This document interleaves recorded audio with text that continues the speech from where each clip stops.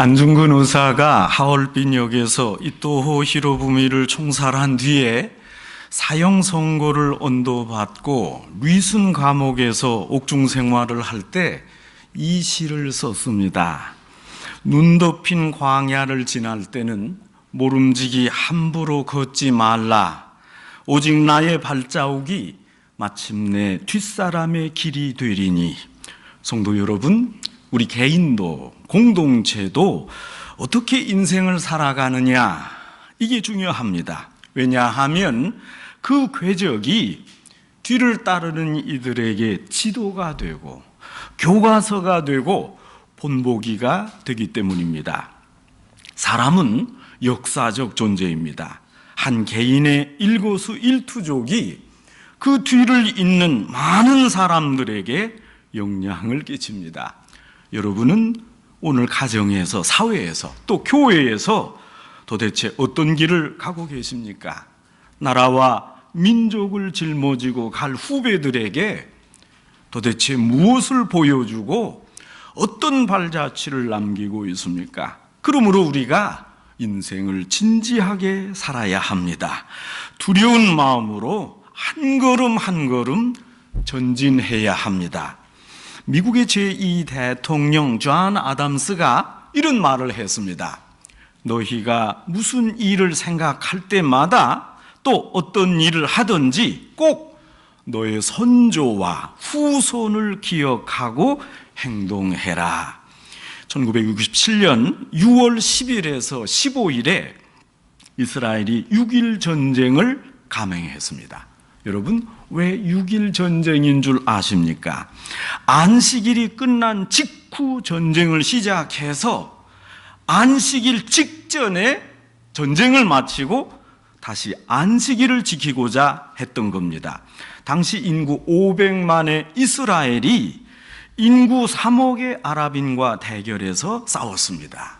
이 전쟁에서 이스라엘이 승산이 있다는 사람은 없었습니다. 그런데 조국에 전쟁이 났다는 소식을 듣고 온 세계 각 나라에 유학하던 이스라엘 청년들이 자진해서 고향으로 돌아갔습니다. 주변 친구들이 말렸습니다. 아니, 너 하나 군대 간다고 달라질 게 있느냐? 그냥 편안하게 있지 뭐하러 그 전쟁에 일부러 가냐? 그러나 이스라엘 청년들이 한결같이 말했습니다. 내가 간다고 해서 이스라엘이 전쟁에 이기는 것도 아니요, 우리 민족이 구원된다고 생각하지 않는다. 그러나 이후에 내 자식이 우리 민족이 6.1 전쟁을 치를 때 아버지는 어디 계셨나요? 이렇게 물으면 내가 뭐라고 대답할 수 있겠나? 나는 재수가 좋아서 외국에 공부하러 왔다가 무사히 살았단다. 이런 말을 할 바에는 차라리 지금 가서 죽는 게 낫겠다. 여러분, 얼마나 소중한 간증입니까? 여러분, 자식에게 적어도 부끄럽지 않게 사십시다. 떳떳하게 얼굴을 들지 못하고 추한 인생을 살아서 어쩌겠다는 겁니까? 그러므로 과거를 잊지 말고 우리 후손과 저 앞에 있는 미래를 바라보며 부끄럽지 않게 자식들에게 할 말이 있는 인생을 살아야 하겠습니다.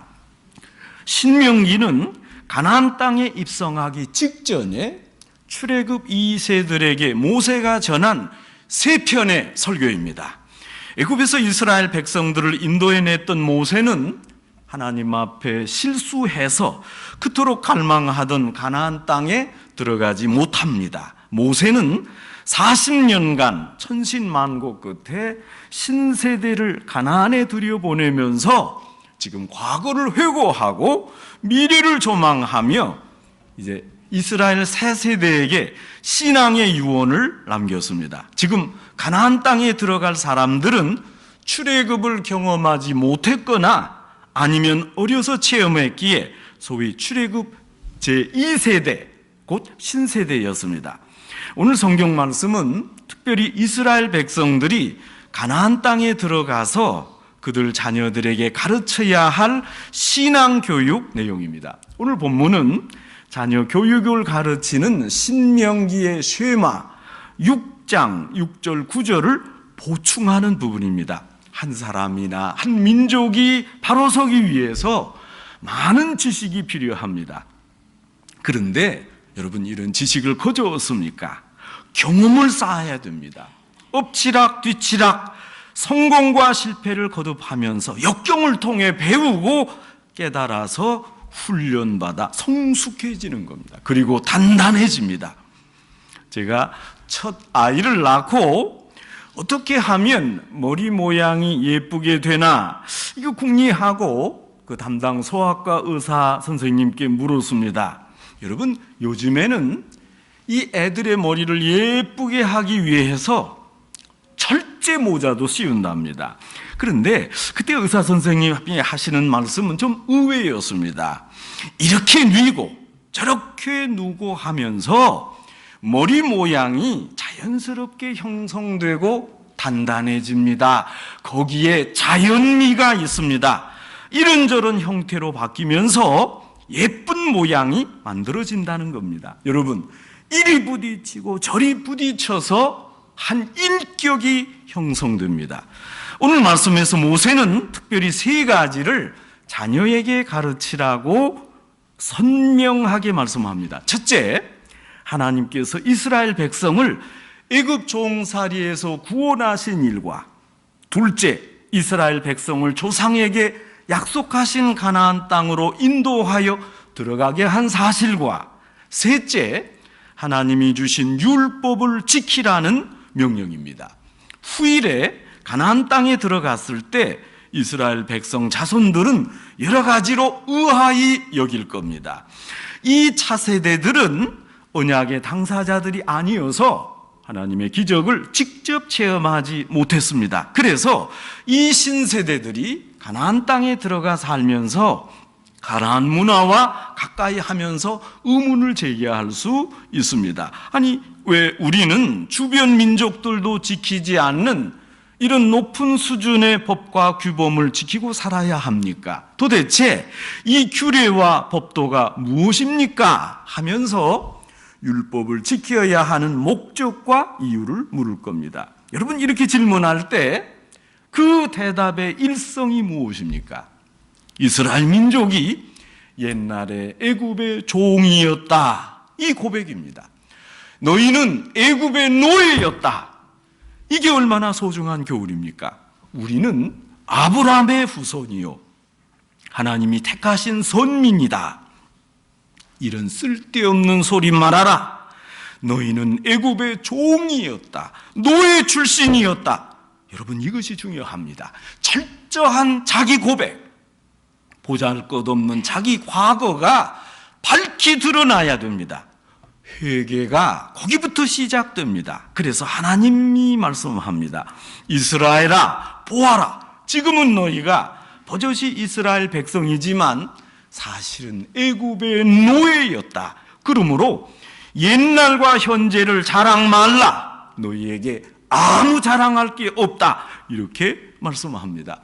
성도 여러분, 요즘 가만히 보면 성공의 기준이 돈과 권력입니다. 그래서 성공시대, 인간승리 이런 프로그램에 보면 돈을 많이 벌었거나 또 높은 직책에 오른 이들이 주인공입니다. 그러면 여러분, 나머지 사람은 다 실패한 겁니까? 그래서 소위 소시민 컴플렉스에 빠집니다. 그런데 생각해 보면 결혼해서 가정을 꾸리고 남에게 폐 안 끼치고 착하게 사는 사람, 여러분, 이런 사람이 성공한 겁니다. 여러분, 성공을 똑바로 판단합시다. 이제 우리 마음을 깨끗이 비웁시다. 잘못된 성공 기준과 족보 타령 다 버려야 됩니다. 그래서 오늘 성경이 말씀합니다. 후손들이 이것이 무슨 뜻이뇨 하고 묻거든 맨 먼저 너희 조상들은 노예였다, 그렇게 가르치라는 겁니다. 우리는 400년 동안 나라 없이 핍박받는 노예였다. 그러나 둘째, 하나님이 구원하셨음을 가르쳐야 합니다. 오직 하나님의 권능으로 노예에서 우리가 구원됐다. 하나님의 특별한 이적으로 우리가 존재한다.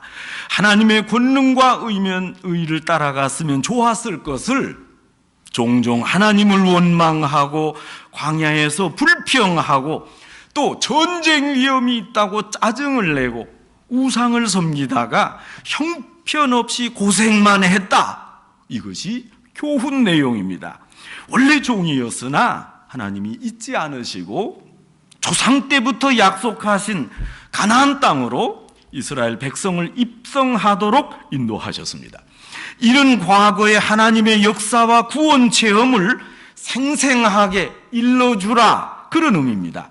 그것이 신세대들에게 삶의 거울이 됩니다. 가장 비천했던 노예에서 건져주고 구원해 주었다. 이 사실을 모세가 이제 자손에게 가르치라는 것입니다. 잘 살고 지체가 높았는데 구원받았다면 몰라도 여러분, 종의 위치에서 구원된 이 사실은 더욱 감사합니다. 나라를 잃고 노예가 되어 비천하게 된 신분 상태에서 이제 구원되고 약속의 땅으로 인도했다는 사실, 아주 감사한 것입니다. 하나님의 긍휼과 자비를 베푸셔서 참담한 상황의 이스라엘 백성을 출애굽시켰습니다. 그리고 하나님이 예비해 놓으신 젖과 꿀이 흐르는 가나안 땅으로 이스라엘 백성을 인도했습니다. 이것이 감사한 일이요 후세들에게 교육할 아주 중요한 내용입니다. 그리고 셋째, 이제 하나님이 지키라고 명령하신 율법을 그대로 지키고 하나님을 경외하도록 가르쳐야 합니다. 인도의 교육 철학자 캐리 여사가 이렇게 말했습니다. 현대인에게 정신적 죄악이 세 가지가 있다. 하나는 모르면서 배우지 않는 것이요, 하나는 알면서 가르치지 않는 것이요, 또 하나는 할 수 있으면서 하려 하지 않는 것이다. 알아야 하겠고 이제는 가르치고 또 실천해야 합니다. 그렇다면 이 모든 규례의 법, 명령이 무엇입니까? 이것이 도대체 무슨 뜻입니까? 우리에게 계명을 주신 이유는 복을 누리고 복을 지키기 위한 것입니다. 그러므로 이 길을 정직하고 선하고 또 똑바로 지켜가야 합니다. 만일 삐걱하면 얻어맞고 떠나면 징계받고 원망하면 벌을 받습니다. 그러므로 형벌이 무서워서가 아니라 이 규례를 지키는 게 즐겁고 감사해서 법을 지켜야 합니다. 왜 그렇습니까? 말씀을 지키는데 형통이 있고 말씀을 따르면 축복과 안정과 행복이 따라오기 때문입니다. 여러분, 이제는 아무 다른 생각하지 말고 조용히 즐겁게 또 감사한 마음으로 여호와의 율법을 삼가 지키라. 성경이 권고합니다. 대적이 어떻고 원수가 어떻고 가난과 가뭄이 어떻고 질병이 어떻고 이런 거 걱정하지 말아라. 이 모든 재난은 너희가 하나님을 떠났을 때 받는 징계 내용이다. 여러분, 이것은 그저 징계일 뿐입니다. 다시 우리를 훈련하시고 하나님을 의지하게 하시는 것은 하나님의 손길이요 하나님의 말씀입니다. 그러므로 원수도 걱정하지 말아라. 질병도 재난도 걱정하지 말아라. 오직 주 여호와의 말씀과 규례를 지키라. 그리고 하나님을 경외하라. 여러분, 이것이 성경의 주제 아닙니까? 구약 성경 전체가 이 점을 강조합니다. 하나님 말씀만 받들라. 율법을 똑바로 지키라.